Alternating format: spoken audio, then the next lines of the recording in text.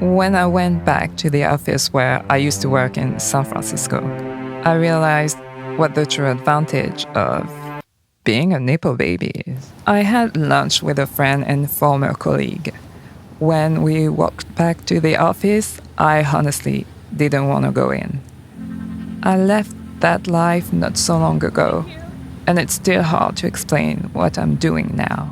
But it would have been stupid not to say hello to people I spent so much time with when I was literally minutes away and had come from the other side of the planet. I went in, and then, of course, the thing I feared most happened. One of my former colleagues teased me about my channel. Not in a mean way, but it suddenly made the whole thing feel very real. Going back there without a clear title made me realize how unfinished this transition still looks from the outside. I wanted to pretend that no one knew about it until I felt legitimate enough to talk about it.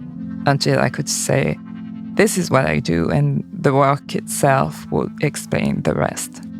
Because there's something about artistic ambition that can feel foolish before there's proof, almost inaccessible. Aspiring to become an astronaut somehow sounds less delusional. At least people understand the path. Creative work is strange because you're trying to become something people can't recognize yet. And most creative work looks unimpressive while it's happening. Recording the same vocal line 20 times in an Airbnb, exporting tracks nobody hears, spending hours editing videos that barely anyone watches. From the outside, it can just look like someone pretending. Until there's evidence, a creative career can feel impossible. Why does this feel so uniquely fragile? Why does a creative path feel so much harder to defend than almost anything else? This is when I fully realized that there's one category of people for whom impossible isn't really part of the experience, the so-called Nepo babies. People talk about nepotism in entertainment all the time, usually just the money and the connections. Those things matter, and the path isn't necessarily easy even with them. But I think the biggest advantage is something else entirely. If you grow up around people who already made it in music or film, artistic success doesn't feel abstract.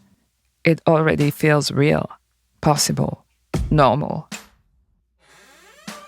Before success, creative ambition can feel embarrassing. Nepo babies inherit a world where that ambition already looks believable. For the rest of us, there's often this underlying feeling that what we're doing is slightly delusional until proven otherwise. Money matters. Connections matter. Breaking into these industries can take years of unstable work, and sometimes one person can change your entire career.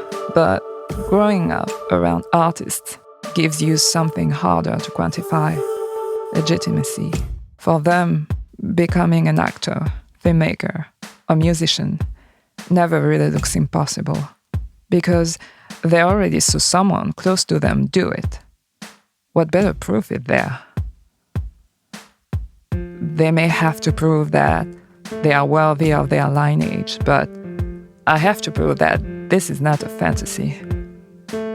Before the work speaks for itself, I probably still feel like I'm showing up too soon.